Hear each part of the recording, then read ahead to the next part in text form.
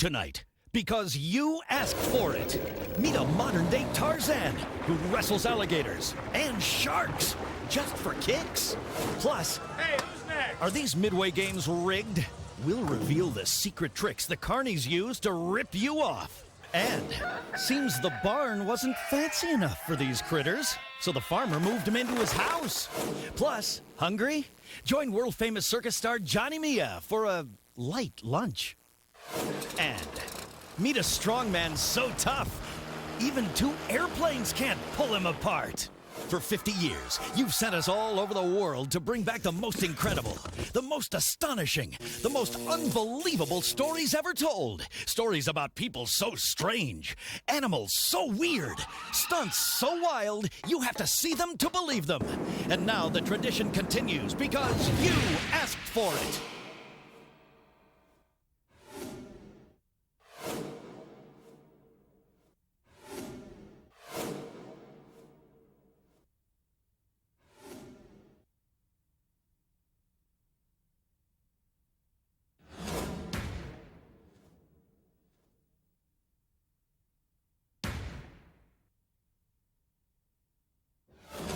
Hey, I'm Phil Morris, and this is You Asked For It, the only show on television where you tell us what you want to see, and we show it to you.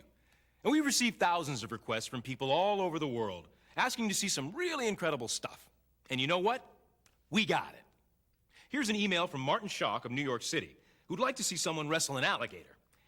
Well, Martin, that'd be okay on most shows. But here on You Asked For It, we like to crank it up a bit. So get ready to meet a guy who wrestles alligators, sharks, and just about every other deadly creature in the sea. His name is Manny Puig, and he makes his living underwater, studying the scariest monsters of the deep.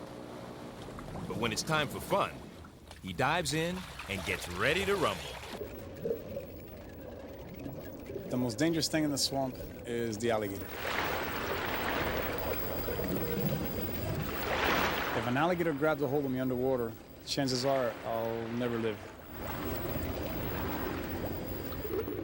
Manny's secret is to be calm, cool, and very careful. I move very slow towards the alligator, and I touch him very soft and gentle. I get a grip on his skin, real nice and easy, and I move him very slow. If I try to use force against him, he's way stronger and way faster. It ain't gonna work. If I touch an alligator fast or in the wrong place, he'll go off like a stick of dynamite. As long as I'm alive and he hasn't bit me, you know, and I'm okay, I will continue. For his next encounter, Manny heads to the waters off the Florida Keys and an up-close look at one of the biggest and meanest fish in the sea, the giant grouper. He has a very bad temper, and he's extremely powerful. No kidding. These beasts can weigh up to 400 pounds and are very unfriendly when provoked. Guess who's gonna provoke one? They're incredibly powerful. I have to wait for him to bite me, grab onto him, and then struggle with him all the way to the surface, all on a single breath of air. If I'm not able to get him to the surface, he can break my arm or my neck or whatever part of my body he bites. The giant grouper's got Manny by the arm, and it's halfway down his throat. And Manny's not even wearing an air tank. But incredibly, he can hold his breath for up to 5 minutes. What I do is I put my arm in front of me, so he'll bite that, because he's gonna bite the closest thing to him. So I'd rather be my arm than my head. When he takes my arm, then I reach around and grab him around and aim him to the surface and keep his head up, because if he turns sideways on me, he's gonna drag me off. But Manny's not done yet. Not by a long shot. Alligators and giant groupers are just a warm-up for the main event. You guessed it, sharks.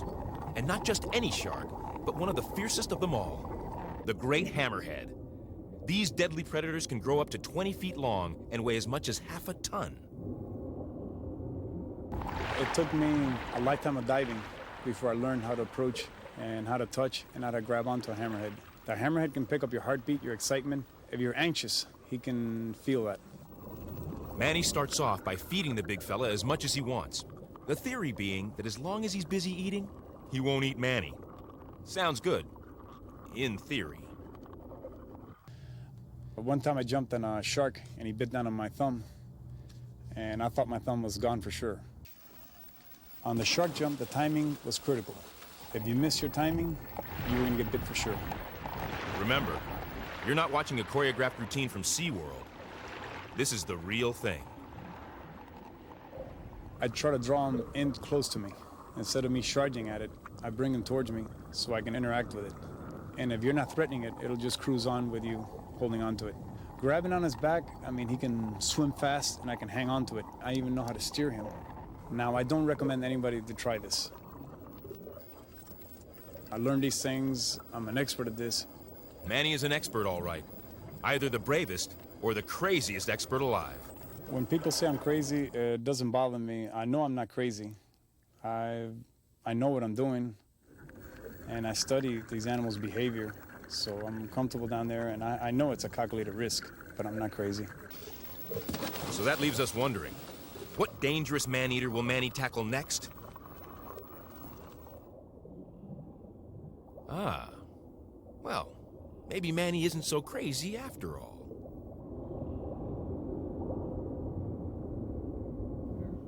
That's one tough guy. Now here's an email from Dan Smith of Bridgeport, Connecticut, who writes, "Every weekend my buddies and I play poker, and I want to see the highest stakes poker game in the world." Well, Dan, you won't find it in Monte Carlo or even in Las Vegas. This game's in Anaheim, California, and the stakes don't get any higher than this. In this game of cards, you've got to know when to hold them, and know when to fold them, know when to walk away, and know when to run.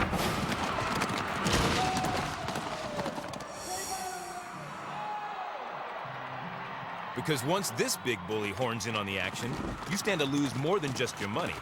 You're gambling with your life. It's called Cowboy Poker, and it's all part of the show at rodeos around the country. But the winner isn't the player with the strongest hand. It's the one with the strongest nerves. The last man still sitting at the table after the bull charges out of the gate wins the game.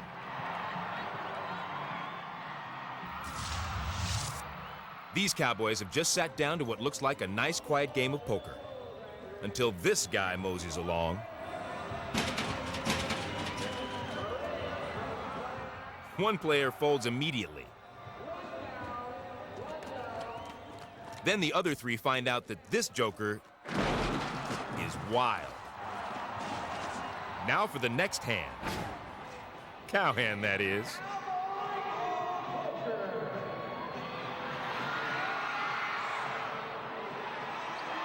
The Cowboys call the bull's bluff. So he shows him what he's got. It looks like the deck's stacked in favor of the bull. He's even wiped the smiles off the faces of the rodeo clowns. But it's not over yet. The bull still has to beat this pair. They flinch, but they refuse to fold. The bull shuffles and deals again. One player hits the deck, but this cowboy's come up aces, which beats 4 hooves and 2 horns any day. Radine Counts of Las Vegas, Nevada, recently attended a county fair and wonders why those midway games are so hard to win. She asks, are they on the level? Well, Radine, there's a reason why they call them games of chance. That's because you don't stand a chance of winning. Watch this. From the cotton candy to the Ferris wheel, the county fair is as American as apple pie. But when it comes to winning a stuffed animal or a Cupid doll, one thing that's often missing is good old American fair play. What loser! Again? We had a saying in the carnival that was, if you're stupid enough to play the games, we're smart enough to take your money. We found one crooked carny who admits it's all one big hustle. Hit my hand, you gonna get lucky. We have a bad reputation because we just don't give a damn about you. You want us to care, we don't care. We are there for a week or 10 days. We don't expect to ever see you again. And so when you come, we just want your money. Show me the money. See what I'm saying? Now, not all games of chance are fixed, but we found a man who's agreed to show us the ones that are. Detective Bruce Walstead is a con man's worst nightmare. I have nothing against carnivals. I enjoy going to a carnival. I truly do. But I think if you're going to play a game, you should at least have an opportunity or a fair chance to win. Win or lose guaranteed, bro. You're gonna watch. Can't win by watching. First stop is the basketball toss. It looks easy, but it's not. Here are the secrets why. First of all, they'll put the hoops at a non-regulation height. You'll shoot from a non-regulation distance. And in many cases, you'll find that the rims are actually oval. And what they've done is they bent them. Let's face it, even Michael Jordan couldn't nail this shot. Next, Detective Wallstead reveals the secret behind this game, where you have to get the ball to stay in the tub. There's one game that I see very frequently, almost at every carnival, and it's that bushel basket game. And that just annoys me because I'll stand back and watch, and I'll watch people walk up and get cheated, because you can't win the game the way it's set up. The player stands back at such a distance, and the angle of the basket, you cannot win, and the ball won't stay in there. You want to give them the impression that there is a chance to win, and it's a good chance. And in reality, there's no chance to win. Sometimes the carny will reel you in with a free throw, but you can bet that's usually rigged too. That's the classic scam right there. What he does is he puts a ball in ahead of time and tells her, go ahead, you throw one in for practice. And what happens is her ball goes in, hits the one that he put in there, and then hers will stay in. But when out comes her money, out comes that other ball, I guarantee it. And now here's another game of chance. Fat chance is more like it. The object of this game is to knock down both Coke bottles with one roll of the ball. It can't be done because what the guy does is he'll actually nudge one of the Coke bottles slightly in front of the other, maybe 1/8 of an inch, 1/4 of an inch. So what happens is when you roll the ball into it like that, the ball hits one of the bottles there. You can clearly see one's in front of the other, and there it went. The energy from the ball was absorbed in the first bottle, leaving nothing for the second bottle. All these little scams add up to big money that comes right out of your pocket. Well, the myth of carnivals being a nickel and dime business is just that it's a myth. But we do know that if you were to add up all the different carnivals that exist in our country and their dates that they play, and the number of people attending would exceed the National Football League, Major League Baseball combined. You want the real show? Give me some more money. You got it? So now that you know the secrets of the Midway, maybe next time the odds will be in your favor. If you're going to play a game, make sure you understand the game before you play it. If it sounds improbable, well, it probably is. With odds like these against you, you could just hit yourself for blowing all that money. Hey, who's next? That's all, folks. Hope you had fun because you're all done. Coming up next, meet a pet penguin with his very own air-conditioned bachelor pad. Plus, don't get evicted from this graveyard or you'll wind up in the Mummy Museum. Then later, UFOs spotted over Mexico, and they're headed straight for us. and these planes aren't going anywhere because they've been grounded by a real-life Superman. But first, a You Asked For It classic. In the 1950s, we presented this spectacular stunt known as Marvello's Inferno. This man, known only as Marvello, will attempt to beat the heat by lying in the middle of a raging bonfire. First, he has himself entombed inside a wooden box. The box is then covered with highly flammable packing material, then surrounded by dry wooden boards. Next, it's all saturated with gasoline, the high-octane stuff. A torch is lit and thrown onto the pile. It explodes into a blazing inferno, with Marvello stuck right in the middle. Firemen stand by, ready to move in and extinguish the flames. But Marvello has given strict orders to wait until his signal is given. And so far, it hasn't been given. Finally, the fire crew gets the go-ahead, and not a moment too soon. The blaze is about to consume everything, including Marvello. They put out the fire, but are they in time? Or is Marvello toast? Look, he's still in there. The firemen place a damp towel over him. But there's no sign of life. Wait a minute. He's getting up. He's all right. Let's hear it for the marvelous Marvello. another You Asked For It classic.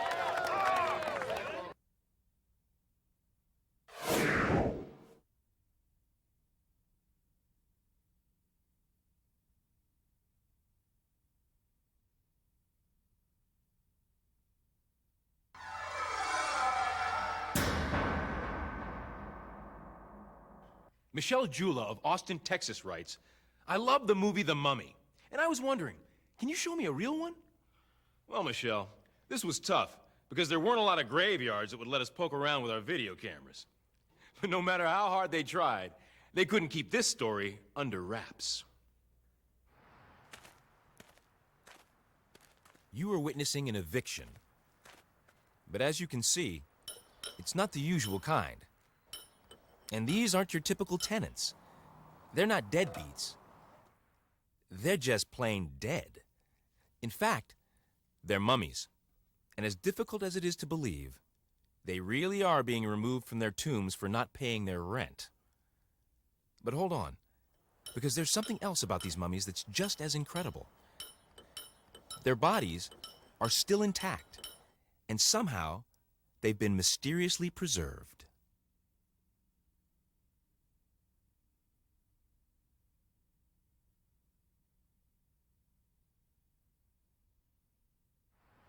Welcome to Guanajuato, Mexico, where for centuries, wealthy residents have been laid to rest in these rented crypts. No one thought much of it until 1865, when a family who couldn't keep up the installments was ordered to remove their late loved one to make room for a paying customer. Cemetery workers were shocked when the evicted corpse didn't look as dead as they'd expected. In fact, it had been naturally mummified, and it wasn't the only one. As times got tougher and Guanajuato grew poorer, the evictions continued, revealing mummy after mummy. To date, 108 of them have been discovered, but no one can explain why these corpses appear to be frozen in time. We don't know exactly what is the reason of the conservation. But we say that these people are preserved in the crypts because the place is very dry. Very dry because the air seems to mix with some magical mineral element in the area's rich soil to cause this bizarre form of preservation. These threadbare Mexican mummies are much different than their Egyptian counterparts, who inspired these gauzy-looking movie monsters. The Egyptian mummies were elaborately prepared in the days of King Tut.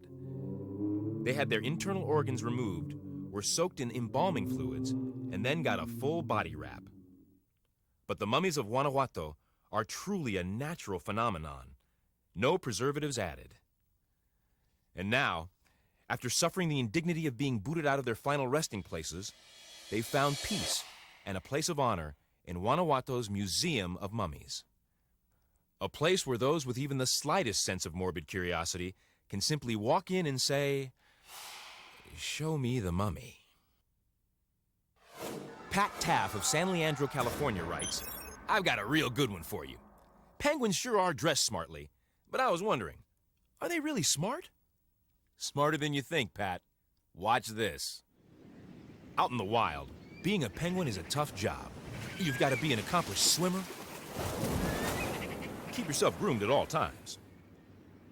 And it's practically impossible to tell anybody apart.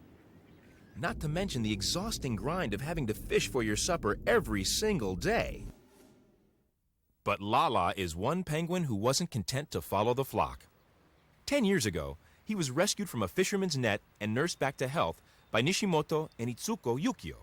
But when it came time to set him free, Itsuko says that Lala decided to stick around. I had a hard time dealing with him at first, but he was already tamed. He doesn't seem to care about the hot weather. He goes out and plays. But all play and no work makes Lala a dull penguin. So every morning he waddles his way through the streets of Kagoshima, Japan on a very important shopping trip. He deftly dodges traffic while drawing admiring glances from onlookers. As you might guess, the boutique of choice for Lala is the local fish market. The owner there is always happy to reward him for his patronage with a little treat. But as soon as snack time's over, Lala's got a job to do. pick up dinner for the rest of the family. Once his backpack is loaded, this homing penguin has no trouble finding his way back home, where he gets a refreshing cold shower. Nishimoto says that Lala is just one of the family. He's my son. He arrived at this home before our daughter. He's very pretty. Finally, it's back to Lala's custom-built, air-conditioned bachelor pad to chill out until tomorrow, when he does it all over again. It's a life of luxury for one penguin who is smart enough to come in from the cold. Next up, it's hard to keep the kitchen tidy when your house guests eat like pigs. Plus, an enlightening story about the world's weirdest circus act. But first, another You Asked For It classic.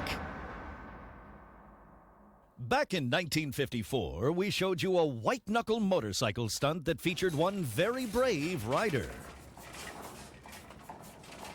This steel cage is known on the European carnival circuit as the Highway of Death. One of the famed Richard Moulton motorcycle acrobats is going to ride his bike around and around the inside wall. He'll need to build up enough velocity so when the trap doors below are opened, the centrifugal force will keep him from plummeting to the ground. There he goes, picking up speed. When he's going fast enough, the trap doors will fall away. And now they're opening. He's circling the track like the ball in a roulette wheel, without a safety line and without a net. If he slows down, he's a goner. Round and round he goes. This requires intense concentration just to watch it. He's done it. The trapdoors close, and it's time to come down. Easy, rider. Thanks for being another You Asked For It classic.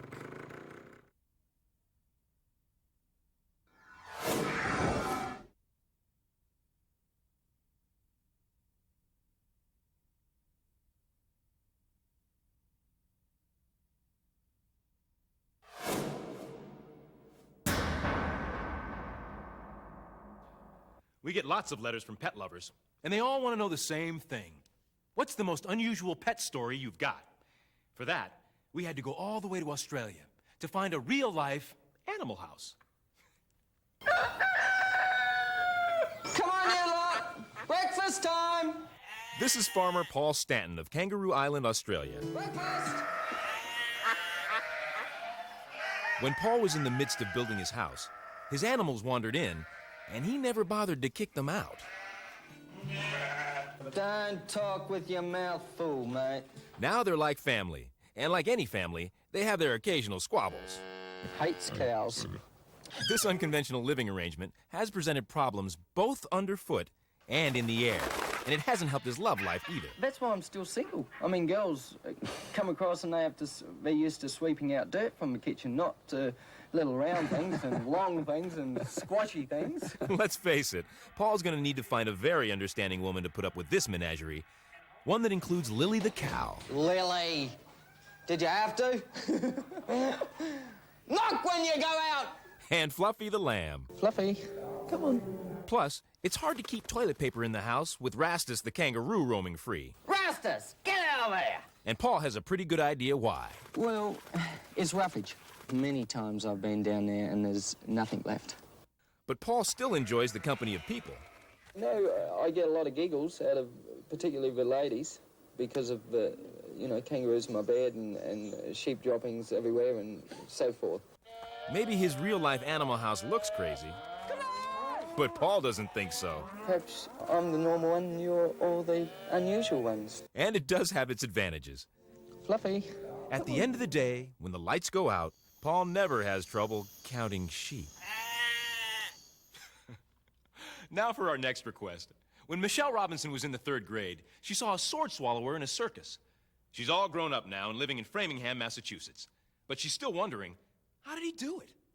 Well, Michelle, maybe Johnny Mia can shed some light on the subject. Here we go, driving the nail into the head. Hurry in, this could be the intellectual highlight of the day for you. When it comes to classic sideshow tricks, Johnny Mia's got him nailed. And sword swallowing is Johnny's specialty. It's been his bread and butter for 50 years in the carnival business. Well, thank you very much. An 18-inch bayonet is just an appetizer for this veteran. Watch closely. Look what Johnny eats for a main course, a 28-inch sword. Are you ready? And he's not finished yet. There's still dessert to come.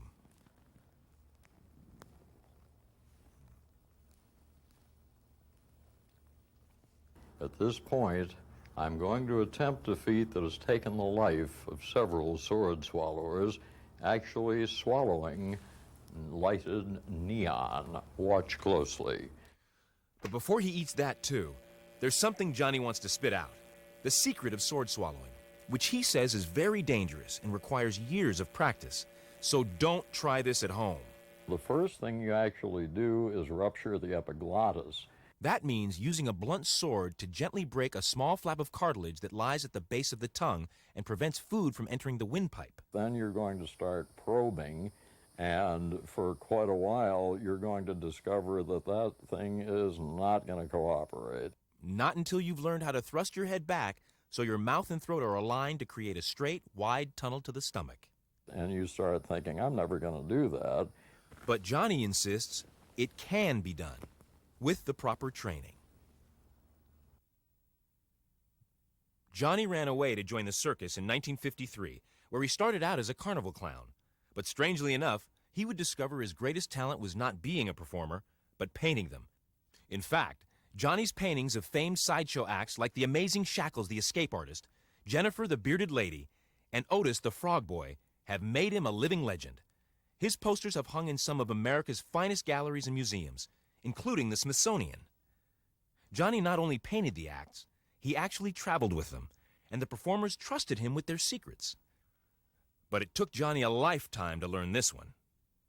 Yes, it's the dessert we promised you earlier. A neon tube filled with deadly mercury gas. Johnny is one of the few people in the world who dares to try this stunt because it's so dangerous. If the tube should break, Johnny could die from internal lacerations and mercury poisoning. Look carefully, and you can see it glowing inside his throat. Remember, the fragile glass tube is filled with a deadly gas. One wrong move could spell disaster. Whew. He's got it back out, with both the tube and his stomach still intact. Congratulations, Johnny, and thanks a lot. It's been very illuminating. Coming up, flying saucers fill the skies over Mexico, and they're heading our way. Then later, these planes have been grounded by the world's strongest man. But first, another You Asked For It classic.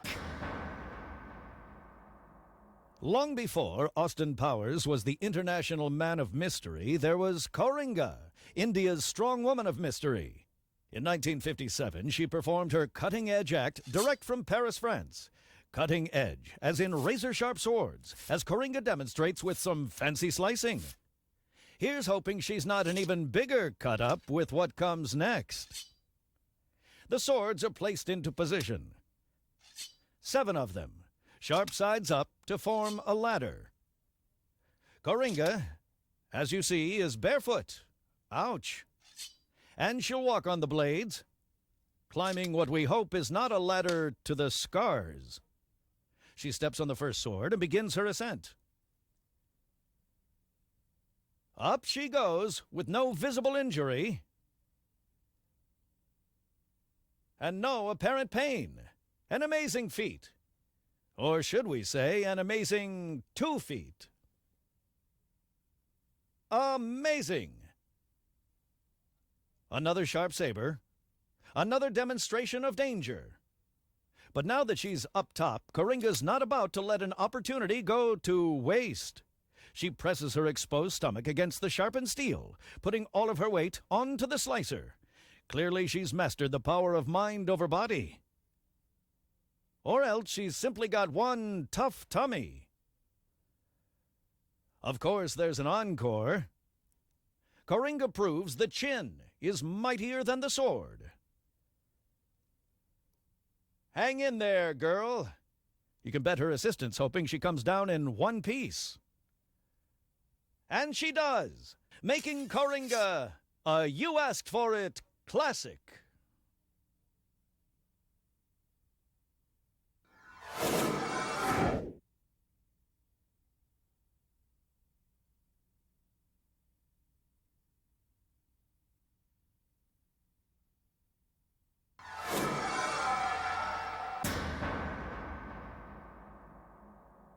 Do you believe in UFOs? Well, Wayne Evans of Henderson, Nevada sure doesn't. He challenged us to come up with the proof that they really exist. It's a no-brainer, Wayne. Mexico City, New Year's Day, the setting for one of the most shocking and mystifying alien encounters in recent history. In broad daylight, a swarm of unidentified flying objects invades the city. It's the largest in a series of unexplained sightings, and it's witnessed by more than 1 million people.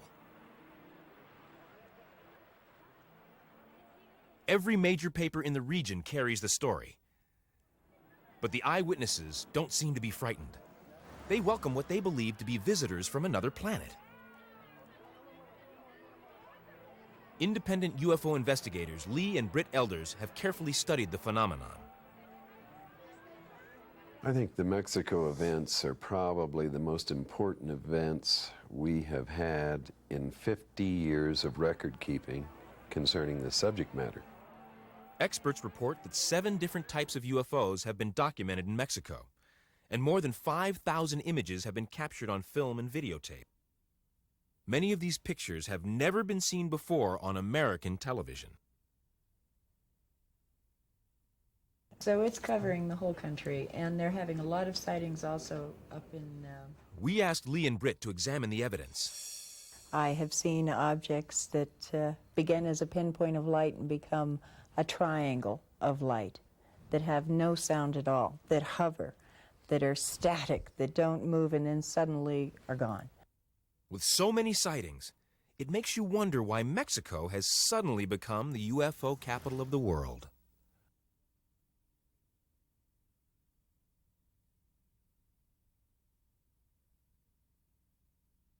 Lee and Britt believe they've discovered the answer in a 1,200-year-old Mayan calendar known as the Sixth Sun Prophecy. The prophecy of the Mayans predicted that on July 11th, 1991, there would be a total solar eclipse, as well as encounters with masters of the stars. True to the prediction, on that very day, the Earth was darkened by an eclipse. And as foretold by the Mayans, these masters of the stars invaded the skies of Mexico in the form of these unidentified flying objects. The UFOs vary in size, shape, and number, and leave most skeptics searching for a logical explanation. This footage here has literally confounded all the detractors. It seems to stop, start, stop, and so forth. A balloon would not demonstrate this characteristic. It couldn't. It follows wind flow. This is definitely not a helicopter. It's definitely not an airplane. But if the skies over Mexico are being overrun with unidentified flying objects, why are we just now hearing about it? When you talk to some of the journalists in this country and in Europe, they shake their head. They don't want to touch it. They want to hide from it. And we can't keep hiding from it. If Lee and Britt are correct, we won't be able to hide much longer, because these unidentified invaders are headed straight for us. The wave of activity has moved north, as far as Phoenix, Tucson, El Paso, maybe Southern California as well. And whether it's coming in for a reason, I don't know, but we're seeing it everywhere. Fact or fiction? Hard evidence or hoax? As the number of encounters continues to grow, one thing is certain. The UFOs of Mexico remain one of the world's greatest mysteries.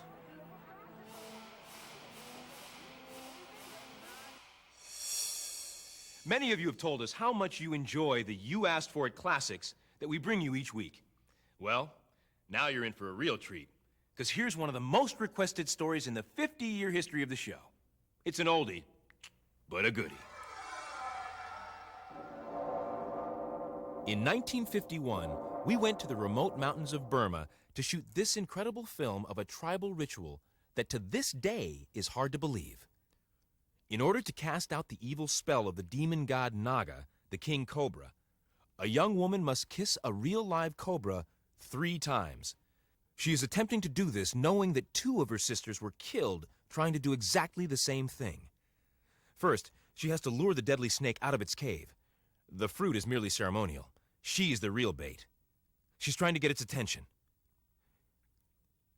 And she does. There he is, a vicious viper that can strike and kill in an instant. That was a close one. The cobra gives her a menacing stare. She tries to get closer, but it's very wary of her. One senses that if he wanted to strike, it would be all over in a matter of seconds. He lunges and misses, but the brave girl is undaunted. Slowly, she leans in. And there! She kisses him. Amazing! But she still has to do it 2 more times. Another careful move, and then... there's number 2. Now, she needs to do it 1 more time to cast out the evil curse. Can she do it? Watch. There it is, in slow motion. The 3rd kiss, the end of a curse, and another classic from the archives of You Asked For It. Next up, the engines are revving up. 2 airplanes, nearly 5,000 RPMs of raw power, and only one man has the strength to hold them back. Could he be the strongest man in the world? Find out when You Asked For It returns.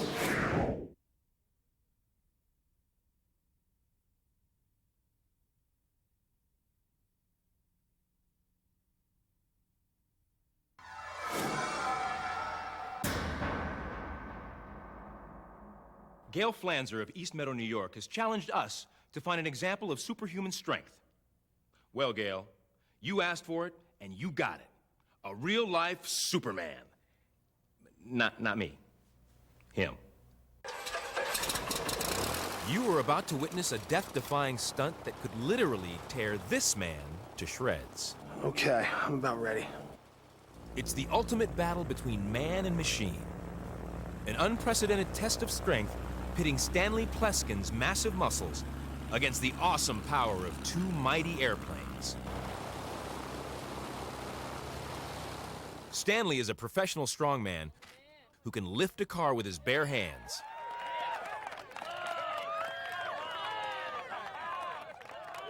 And bend a penny with his vice-like grip. Now, that's bent. But today, Stanley is going to attempt something more terrifying and more dangerous than anything he's ever done before. With ropes attached to each of his mountainous arms, he'll try holding these 2 planes on the ground so they can't take off. Their engines will power up to an incredible 2,400 RPMs. That's enough to pull his arms right out of their sockets.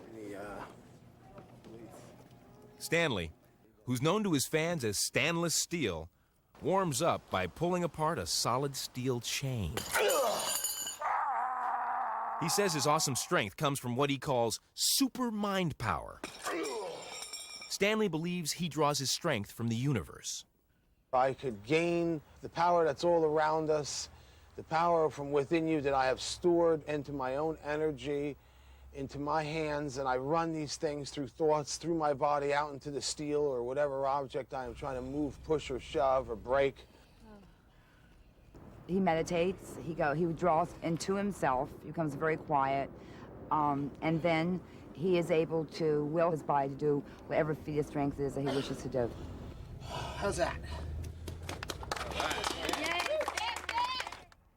Today, Stanley is going to put his super mind power to the ultimate test. The scene for this epic event is Princeton Airport in his home state of New Jersey. It's a nice-looking plane. Now, they look so small yesterday. Yeah. They don't today. They don't look small today. Stanley is noticeably nervous about the monumental task he's facing. Right now, I'm gonna just do the best I can. We don't know what's gonna happen. But his anxiety is about to soar to unbearable heights as his crew conducts a trial run with a test dummy. Sit her down on the ground. Its arms are attached by ropes to the tails of two Cessna 172 Skyhawks. Do the other side. The pilots fire up the engines, then throttle up to full power.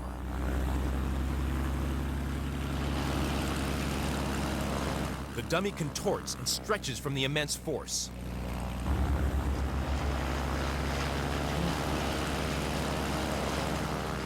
In only seconds, its arm is wrenched off by one of the aircraft, while the other plane drags the broken torso down the runway. Stanley knows the same thing could happen to him, but he's determined not to back out.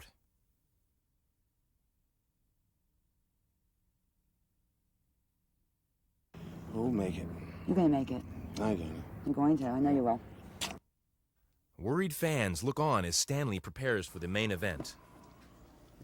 Okay, I'm ready. He rubs some chalk on his hands to improve his grip. The two Skyhawks are repositioned and are again ready to go.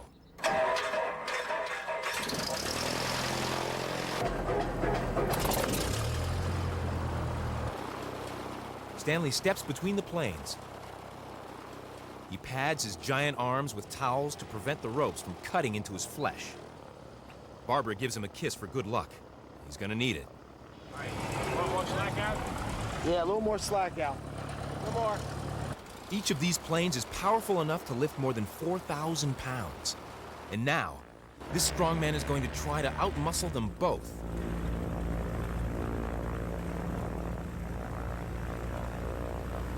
Come on, Stan! It's time.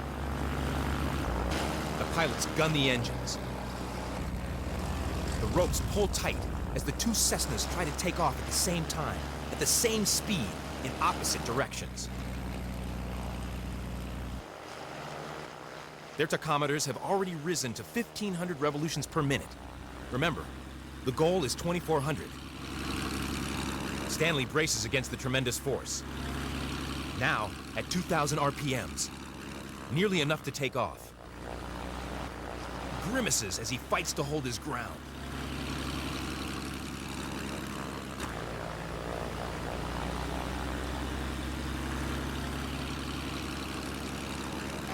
Barbara watches, terrified and helpless.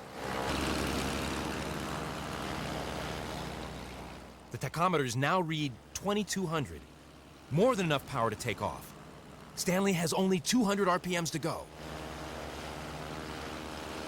Then suddenly, he's pulled off balance.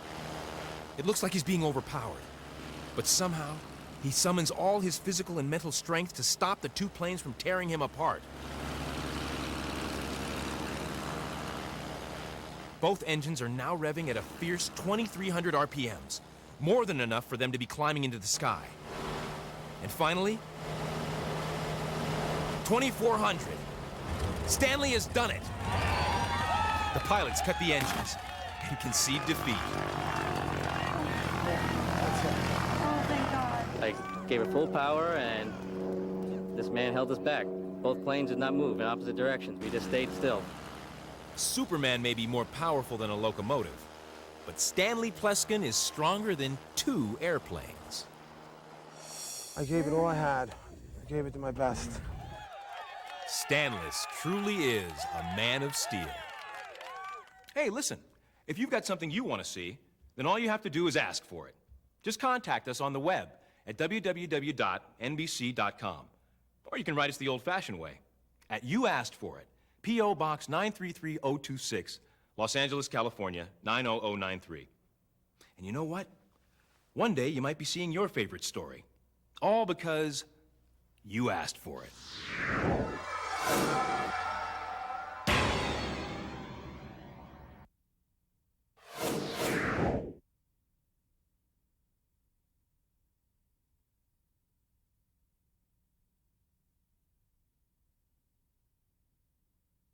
Next, because you asked for it.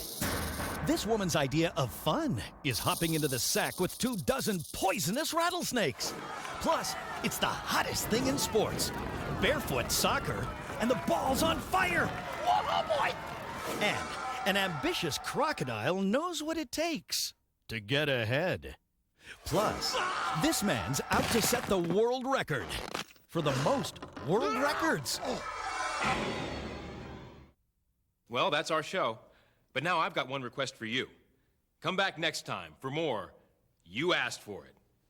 Good night.